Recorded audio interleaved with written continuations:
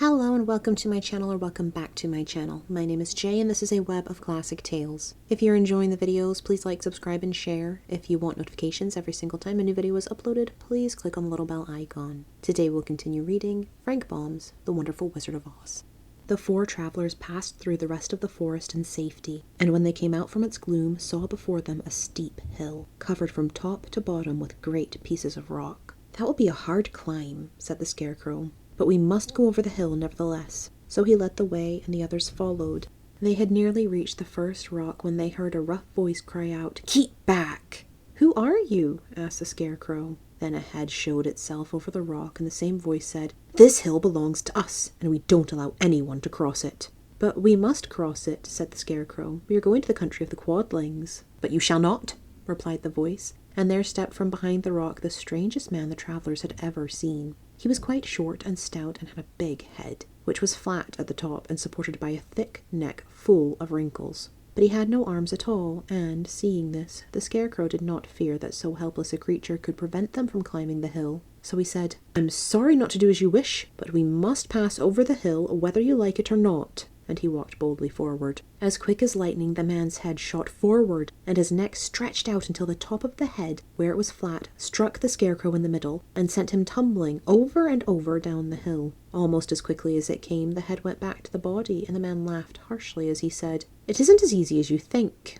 A chorus of boisterous laughter came from the other rocks, and Dorothy saw hundreds of the armless Hammerheads upon the hillside, one behind every rock. The lion became quite angry at the laughter caused by the Scarecrow's mishap, and giving a loud roar that echoed like thunder, he dashed up the hill. Again a head shot swiftly out, and the great lion went rolling down the hill as if he had been struck by a cannonball. Dorothy ran down and helped the Scarecrow to his feet, and the lion came up to her, feeling rather bruised and sore, and said, "It is useless to fight people with shooting heads. No one can withstand them." "What can we do then?" she asked. "Call the winged monkeys," suggested the Tin Woodman. "You have still the right to command them once more." "Very well," she answered, and putting on the golden cap, she uttered the magic words. The monkeys were as prompt as ever, and in a few moments the entire band stood before her. "What are your commands?" inquired the King of the Monkeys, bowing low. "Carry us over the hill to the country of the Quadlings," answered the girl. "It shall be done," said the king, and at once the winged monkeys caught the four travelers and Toto up in their arms and flew away with them.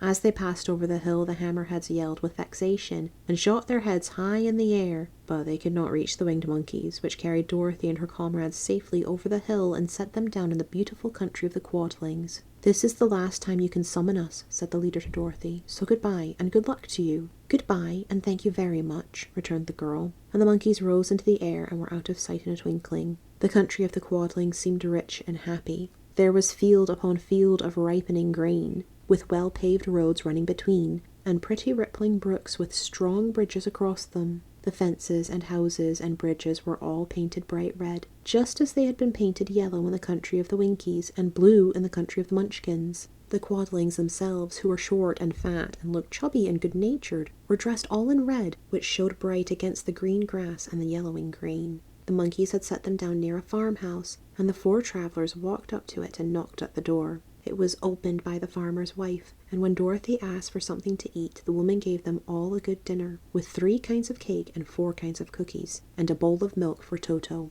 "How far is it to the castle of Glinda?" asked the child. "It is not a great way," answered the farmer's wife. "Take the road to the south, and you will soon reach it." Thanking the good woman, they started afresh, and walked by the fields and across the pretty bridges until they saw before them a very beautiful castle. Before the gates were 3 young girls, dressed in handsome red uniforms trimmed with gold braid, and as Dorothy approached, one of them said to her, "Why have you come to the South Country?" "To see the good witch who rules here," she answered. "Will you take me to her?" "Let me have your name, and I will ask Glinda if she will receive you." They told who they were, and the girl soldier went into the castle. After a few moments, she came back to say that Dorothy and the others were to be admitted at once. Thank you for listening. This has been Frank Baum's The Wonderful Wizard of Oz, Chapter 22. I've been Jay. This has been a web of classic tales. Please like, subscribe, share, comment, click the bell icon for notifications. I hope you're having a fantastic day. Have a nice life, and I'll see you next time.